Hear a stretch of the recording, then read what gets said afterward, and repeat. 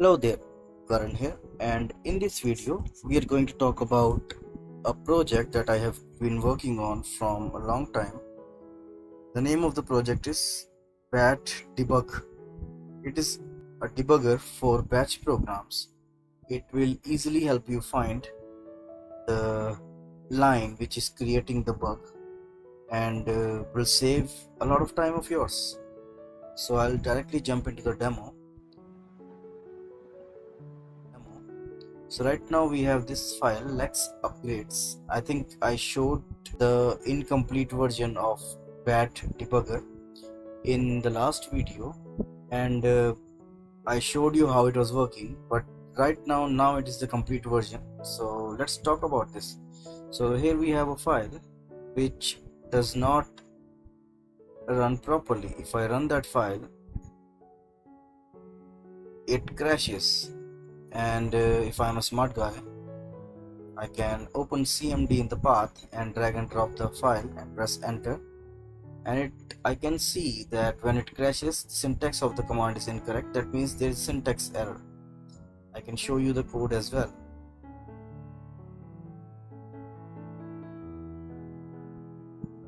And here you can see this is not a big batch file, but I have intentionally added few errors. First of all, this label is not defined anywhere. Second thing is this is not a recognized command. Then there is a syntax error as well. So the third error is not easy to find, and if you have good experience with batch, you can find that. But right now, if I run this file, I cannot see where the error is. So let's use BatDBugger to find out the bugs. And if I open the code for this one, you will see the code is not that much bigger. It is just we are calling BatDBugger, and we're passing the path of the file that we want to debug. That's all. So let's try that. Let's run that file, and you can see it says the number of lines in the file is 35, and now it is showing you the real-time process. And after checking all of that, it shows you that after line 8, until line 8 it runs properly with error level 0, but then on the 9th line it found that the syntax of the command is incorrect. So okay, let's check it out. Let's check if it is telling us the truth or not. So I'll close that, and then we will open that again with Notepad++, and it after the line number 8 it executed successfully, and line number 9 it shows me the error. The error here is syntax error, because here I am treating a batch like Python, so I'm not giving any blocks. In real, batch expects us to start a block with open parentheses here and then close the block with close parentheses. So anything between these two brackets or parentheses is the content that needs to be run if the condition is true. Otherwise, if it is false, then this block will be run. And that is pretty much all what we are lacking here. So what I will do is I'll fix that error for the sake of this video, and here, and then I will write here correct syntax for else as well. Then here we'll close this. I'll save that, and then we have 36 lines, I think. Let's try to run that again, and this time it should find the other errors if I have fixed the errors properly. So if you have a bigger file, you need to be patient up until this process completes. And yeah, let's see what kind of help it can provide in this case. Now it helped us to find a syntax error, and the good thing about this is that it is not suppressing your echo outputs. It's allowing all those things to happen, and until line number 31 it executed until line number 30 it executed with error code 0, which is perfect. And after line 30 it gave us error that recognized command is it's not a recognized command, which is error number 9009. And yeah, line number 31 gave us this error, and then after that it crashes because the label is not specified. So we found two errors together here. And let's see, let's look at line number 31 first. I'll close that, and line number 31, and here we go.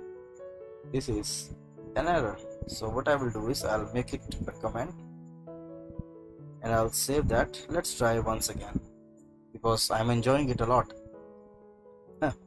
So yeah, this time it's happening quite fast because everything is successful. And voila, perfect.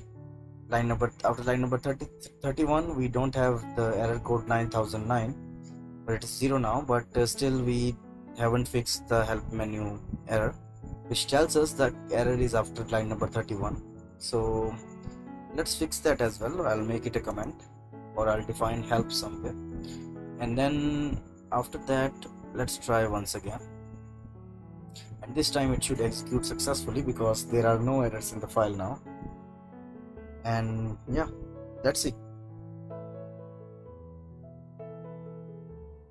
Perfect. You see, all the lines are executed with error code 0, and now it is executing line pause command. Come on, what happened? Yeah, now we are executing pause command. If I'll press any key, and it shows that line number 33, which is pause command, also executed successfully. So yeah, that's pretty much all with this project. It helps you in finding your bugs quickly, and yeah, makes your life much better, because now with all that time that you save with this plugin or the project, you can use that time to create innovative projects. So there is no binary file in this project because it is written in batch itself. It uses some plugins, and these are the plugins. This is from Linux community, and this one created by Groovy, very nice input from his side. And this is created by KVC, that's me, and this is created by KVC as well. And I'll show you the code inside now. So code inside this file, I'll open that with Visual Studio Code.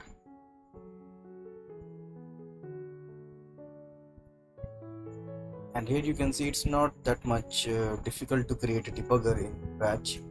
So it's a debugger for batch created in batch itself, and I have created that here on this date and this time. This is the version number, then these are the basic setup, then we need the file which we need to debug, and here is the main program that starts here and it ends here. So this is the overall debugger, and how it works is that it counts the number of lines inside the file that we need to debug.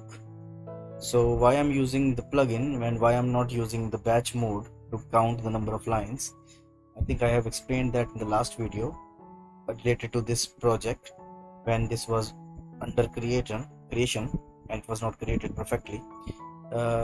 I will still rephrase. The reason is that sometimes batch is has limitations. It was not reading the empty lines and it was giving me false output. So in the end my debugger was not working perfectly. So in the end, I'm not limited by the limitations of batch. I can do whatever I want in order to get good results. So what I did is I used this plugin which gives me the exact number of lines, and that preciseness helps me in making the debugger work precisely as well. So when it shows you that the debugging process is started, here we are counting the number of lines to set up a threshold to see how many lines we need to process, and based on that we will show real-time loading that how many lines are processed. So we know total number of lines, and then we start the lines, and here we are doing some mathematical stuff.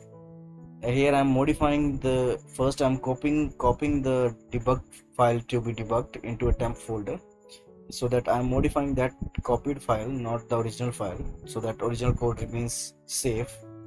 Then I'm multiplying the number of lines by 2 because I'm going to add one line after each line. which means if I go inside the temp folder to show you what it means, so I'll need to find copy. There it is. And here, if I'll open this file here, you will see the Lex upgrade file was very simple, but this one is slightly tricky. And here you can see after each line I'm executing a line of code to check the error level. This is the line that I'm adding in order to know whether it is executing successfully or not. And yeah, that's pretty much all. And most of the people told me that it is not easy to create a debugger for batch, or it is not perfect, you cannot create, it is not that simple. They were more focused on not, and I was focused on what can I do. So this is a nice start, I will say. It's better than nothing. And yeah, so we were talking about here, and after that, after each line, now you know, here I'm showing the progress bar in real time, how many iterations are done out of total iterations, which is here. And here we are adding a line after each line, which is this dynamically generated line, and in the end we are adding an extra line into the file so that it can access all the plugins that is accessed by this particular BatDBug program, and then it launches it and waits for it to complete. And that's pretty much all. That's how it works, and this is the help menu. If you want to read about it, you can. It's up to you. So without stretching this video longer, let me know what you think about this in comments, and if you have any suggestion for improvements, feel free to drop it in the comments. And yeah, that's pretty much all from my side, and ask all your friends to subscribe, because we need subscribers to grow. Thank you so much. I'll see you in the next video.